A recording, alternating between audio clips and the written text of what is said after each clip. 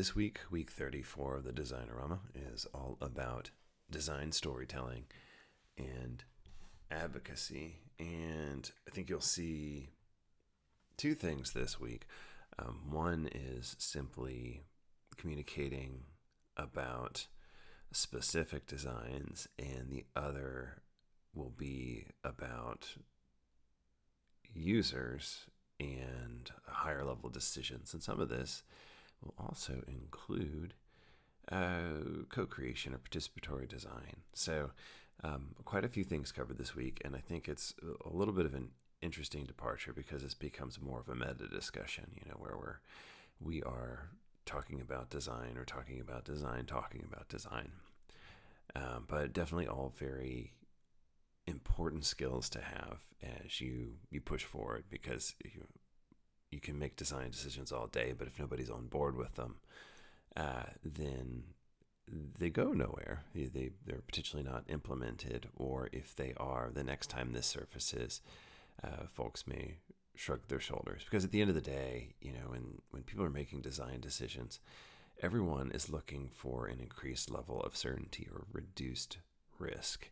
And if you can provide them with confidence to move forward with design decisions that represent reduced risk or increased certainty, and especially if they pan out, of course, you'll be a lot better off, and everyone will be a lot better off because you've done the legwork to make sure that these design decisions are the best ones possible, through user research or secondary research, and it'll just provide that solid foundation upon which the team can move forward. Much like if your tech team was making really solid decisions about the technology to use, if your product team or your marketing team was ensuring that your product was positioned properly within the market, and so on and so forth. So, week 34, design, storytelling, and advocacy. There are a number of resources this week. One of them is brand new, and this is purely circumstance because all of these topics were picked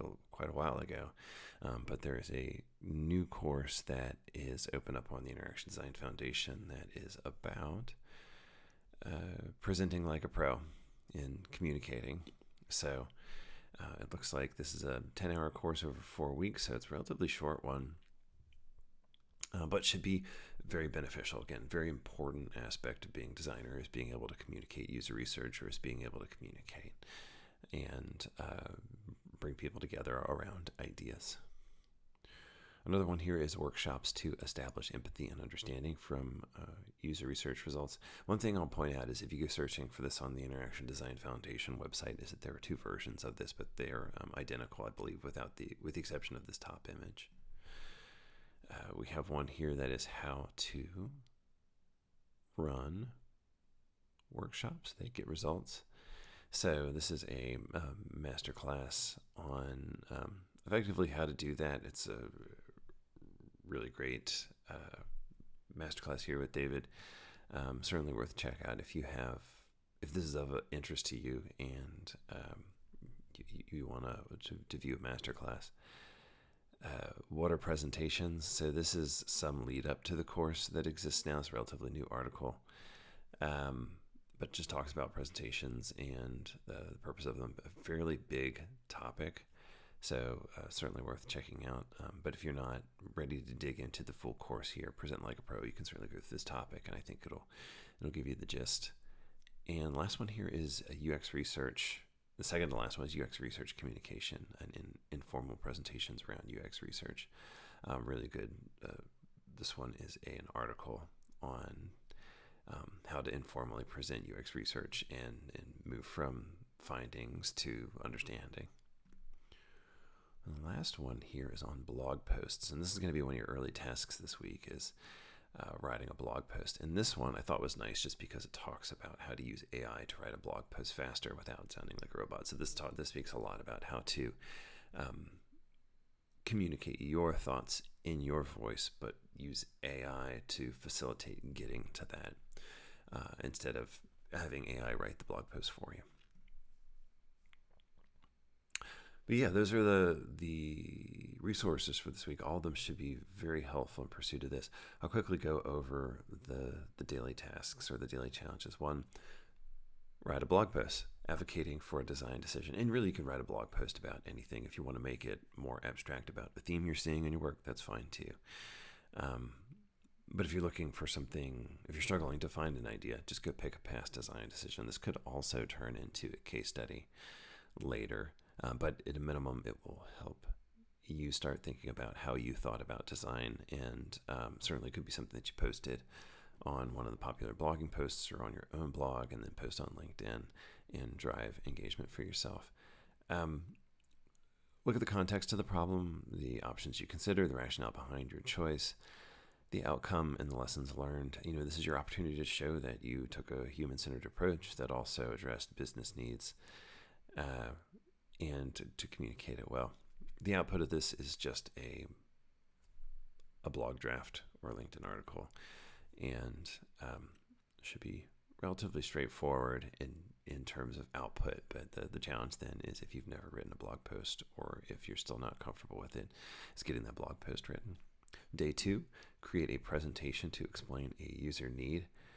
Could be helpful if you have something that you need to present soon, or if you want to think about how you might present something in a future interview. A common interview question you're getting and you're constantly having to answer it.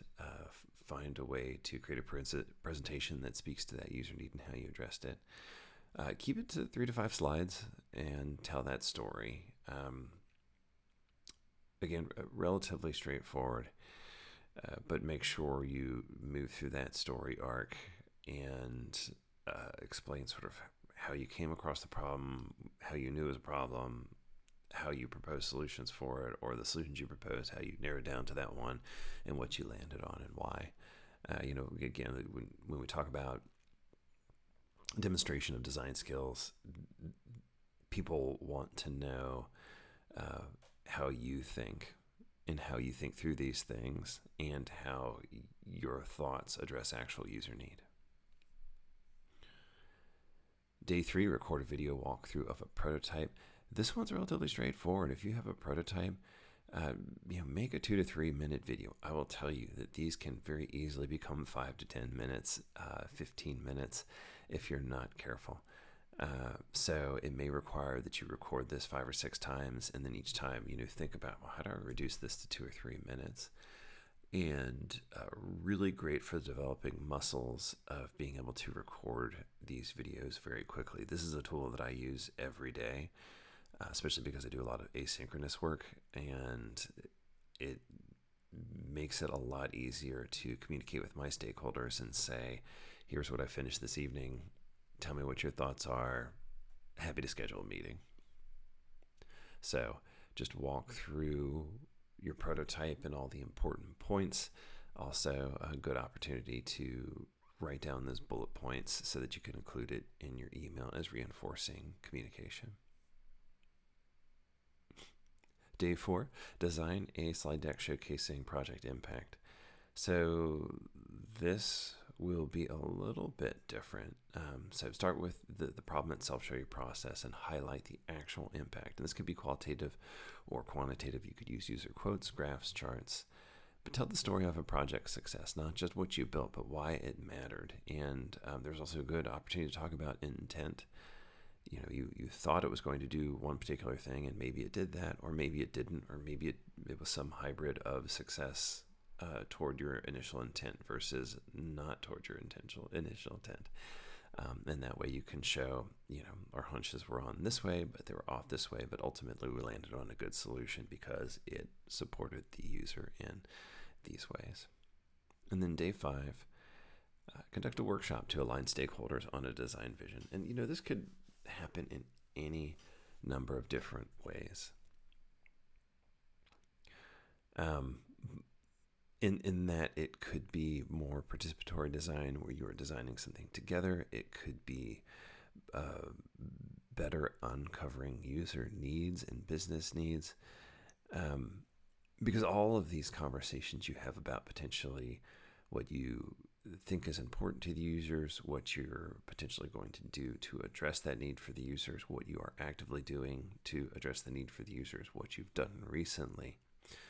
All of these conversations can align stakeholders on a design vision. And in fact, oftentimes you'll use these in sequence to grow and curate understanding and align stakeholders on a design vision. You have to sort of tell the story over time through multiple storytelling exercises.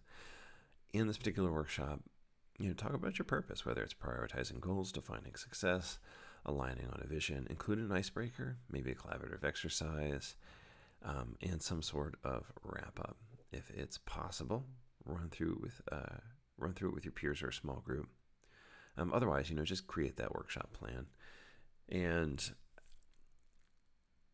I'll speak more about this in the individual video, but really great exercise. All of these are really great exercises for growing your ability to communicate and bring people together around design consideration and design discussions. And best of luck this week. It's a bit of a departure from what we're normally doing, but I think it's really timely in terms of where we are and your expertise if you've been going through all the 33 prior weeks of this design challenge. If not, it's really good as a standalone, and I look forward to seeing everyone's output this week.